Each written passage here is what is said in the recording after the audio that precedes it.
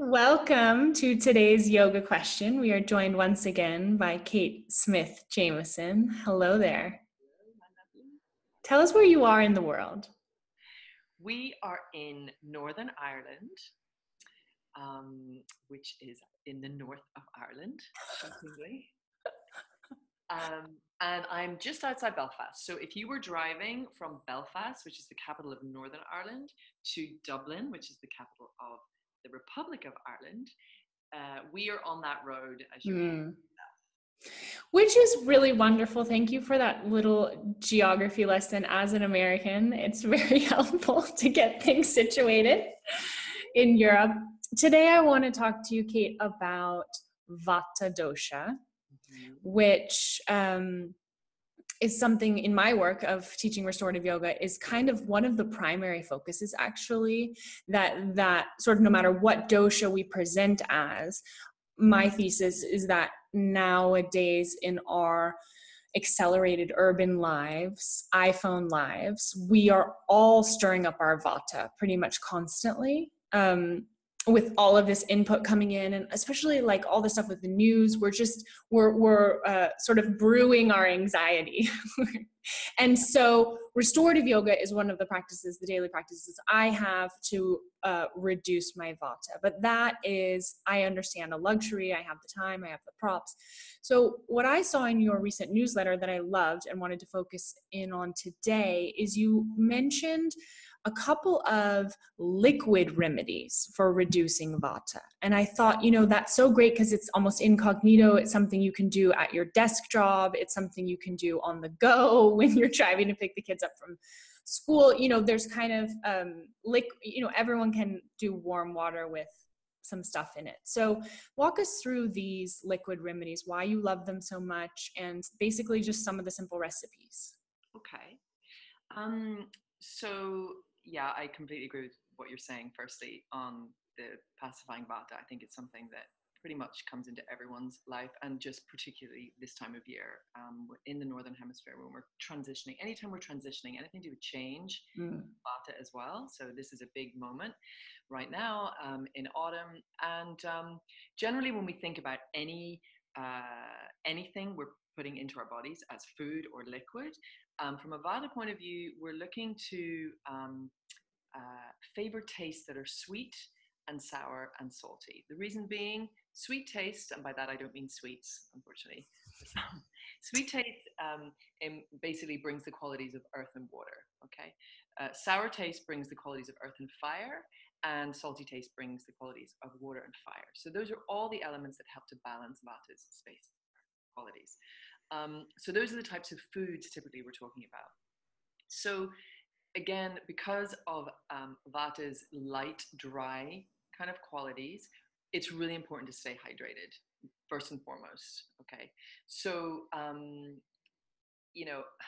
guess, in line with what you're talking about, this busyness that we find ourselves in all the time makes it sometimes difficult. As much as Ayurveda would prescribe seasonal cooked foods, and warm foods are really important for pacifying Vata dosha.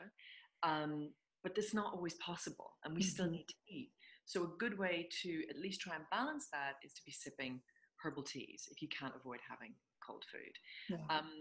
One thing Ayurveda categorically says is verboten, if I'm allowed to use that word, just to avoid, because it really inhibits our digestion, which again is of prime importance at all times, but particularly for Vata, because the seat of Vata is in our large intestine, is to avoid cold, iced water and any fizzy drinks that just create more chaos, and basically pour ice water on a fire, which is just going to put it out and inhibit our digestion and cause knock-on effects of toxins in the body. So the sort of good practices as far as liquid nourishment, I think, is concerned, are to start your day. Ayurveda recommends drinking about half a liter or around that of warm or hot water. The reason we do that is because our digestion has been sleeping through the night. It needs some stimulation first thing in the morning. So it's good to just wake up the digestive system. And it also helps to stimulate peristalsis, which, again, one of the classic Vata imbalances is difficult elimination, constipation, those sorts of things. So that's the first thing. Coffee and tea, unfortunately, really not good for any Vata imbalance because we are trying to bring down that slightly chaotic movement that can happen when Vata is imbalanced, right? Any feelings of being spaced out and too overstimulated, and unfortunately, caffeine just exacerbates that. So, what I try to suggest to people, especially if you do like to drink a lot of coffee, is just start to, exchange a coffee for something like ginger, which is lifting, it's stimulating natural root. So grate it or chop it, in a steeper or something like that with hot or warm water, dash of lemon, and some honey just to sweeten it a little bit. Really good. Your body will thank you for it. Yeah. Other than that, then calming, nourishing herbal teas, including herbs like coriander, cumin, fennel, chamomile, then the warming ones like cinnamon, nutmeg, cardamom, and any ginger, obviously, and then any of the mint teas as well are just good for bringing in that positive digestive effect and warming effect. And then dairy. If you eat dairy and you can eat dairy, is really highly recommended for nourishing Vata. So warm milk, especially in the evening. Oh, and things like golden milk are becoming more popular. You add turmeric, you add some ghee, particularly, and these are lovely things to end your day with. Likewise, you can add chawanaprash. Chawanaprash is a Indian gooseberry jam, which has many herbs in it, which again is very good for boosting our immune system and increasing ojas. And there are other things. Any of those warming spices in milk are really good. And the other thing I would say as well, which we don't really think about drinking oil as such. However, it is a liquid, right? It's a liquid nourishment. So, oil is like literally autumn is the season to make oil your best friend. We've talked in the past about, oiling ourselves from the outside.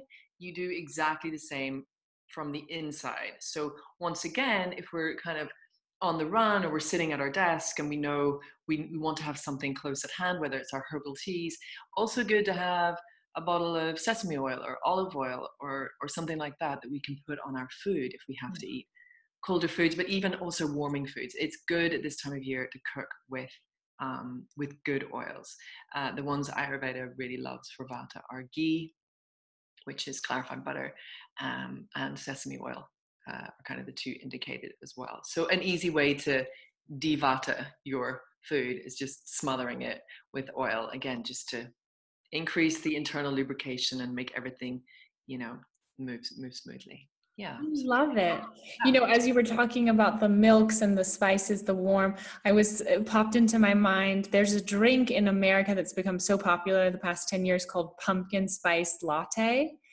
And I've never had one. And I always thought it sounded sort of gross because I thought it was pumpkin and milk, but it's actually, I just read this, it's all the spices you would put in a pumpkin pie. So it's nutmeg, cardamom, cinnamon, all of those things with warm milk. And I thought, I wonder if kind of culturally we've been gravitating towards this drink because everyone is so Vata deranged that and it only comes in the fall. It's a seasonal drink that comes right now, this time of year.